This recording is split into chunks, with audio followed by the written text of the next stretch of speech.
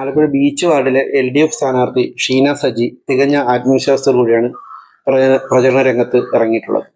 ഷീന സജി DYFIയിലൂടെ പാർട്ടിയിലേക്ക് CPMലേക്ക് വന്നു.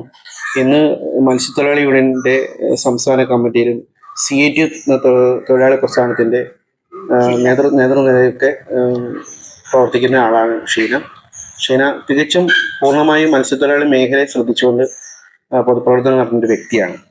അപ്പൊ ഷീന പ്രചരണ രംഗത്ത് എന്തൊക്കെയാണ് ഷീനയുടെ അനുഭവങ്ങളെന്നും ഷീനയ്ക്ക് വിജയപ്രതീക്ഷ എത്രത്തോളം ഉണ്ടെന്നും ഷീന വിജയിച്ചു കഴിഞ്ഞാൽ ചെയ്യാൻ ഉദ്ദേശിക്കുന്ന വികസന സ്വപ്നങ്ങൾ എന്തൊക്കെയാണെന്നും നമുക്ക് ഷീനയിൽ നിന്ന് തന്നെ ഒന്ന് ചോദിച്ചറിയാം.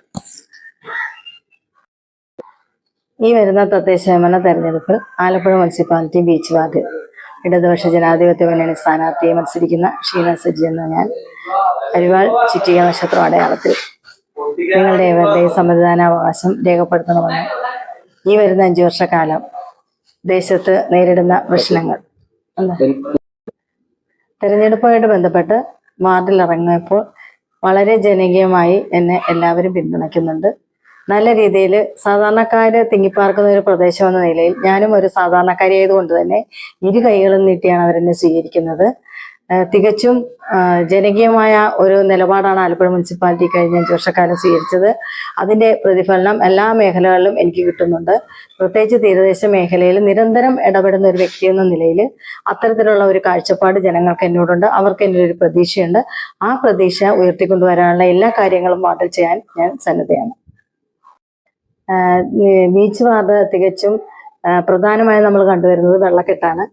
ആ വെള്ളക്കെട്ടിന്റെ പ്രശ്നം കേന്ദ്ര സർക്കാരിന്റെ റെയിൽവേയുമായിട്ട് ബന്ധപ്പെട്ട് നിൽക്കുന്ന പ്രദേശമായതുകൊണ്ട് തന്നെ അത്തരത്തില് ചില നിയമ തടസ്സങ്ങൾ ഉണ്ടെങ്കിൽ പോലും നമ്മളുടെ ജനങ്ങൾ നിരന്തരം ഈ ഒരു ഭീതി നേരിടുന്ന സാഹചര്യത്തിൽ നമ്മുടെ കേരളത്തില് നമുക്ക് എന്താണ് ചെയ്യാൻ പറ്റുന്നത് അത് നിയമപരമായിട്ട് തന്നെ ഇടപെട്ടുകൊണ്ട് അവർക്ക് അനുകൂലമായ രീതിയിൽ അവരെ വിഷമിപ്പിക്കാത്ത രീതിയിൽ ആ ഒരു കാര്യം മുന്നോട്ട് കൊണ്ടുപോകണമെന്നും ബാക്കി കാര്യങ്ങളെല്ലാം തന്നെ മെയിൻ്റെനൻസ് മറ്റു വിഷയങ്ങളൊക്കെ ചെറുതായൊക്കെ ആളുകൾ സൂചിപ്പിക്കുന്നുണ്ടെങ്കിൽ പോലും അതിൽ കൃത്യമായിട്ട് നമുക്ക് ഇടപെട്ടുകൊണ്ട് സർക്കാർ കൊണ്ടുവരുന്ന പദ്ധതികൾ 100% വാർഡിൽ വിനിയോഗിക്കാനുള്ള ശ്രമം നടത്താമെന്നുമാണ് എൻ്റെ ഒരു കാഴ്ചപ്പാട്. ഈ വരുന്ന തെരഞ്ഞെടുപ്പിൽ തീർച്ചയായിട്ടും ജനങ്ങൾ കാത്തിരിക്കുന്നത് ഒരു ഇടതുപക്ഷ ജനാധിപത്യ മുന്നണിയുടെ കൗൺസിലറിനെ തന്നെയാണ്. കാരണം നമ്മുടെ ആലപ്പുഴ മുനിസിപ്പാലിറ്റി കാലാകാലങ്ങളായിട്ട് ഇപ്പോൾ തദ്ദേശ സ്ഥാപനങ്ങൾ വഴി ചെയ്തു വരുന്ന കാര്യങ്ങൾ വളരെ വിലപിടിപ്പുള്ളതാണ്. കുട്ടികളുടെ പഠനോപകരണങ്ങൾ അടക്കമുള്ള പിന്നെ മത്സ്യത്തൊഴിലാളി മേഖലയിലാണെങ്കിൽ പോലും അവരുടെ തൊഴിലുപകരണങ്ങൾ അടക്കം കൊടുത്തുകൊണ്ട് അവരെ നെഞ്ചോട് ചേർത്ത് നിർത്തിയ ഒരു 5 വർഷം പിന്നിട്ട് വരുന്ന സാഹചര്യത്തിൽ ഇനി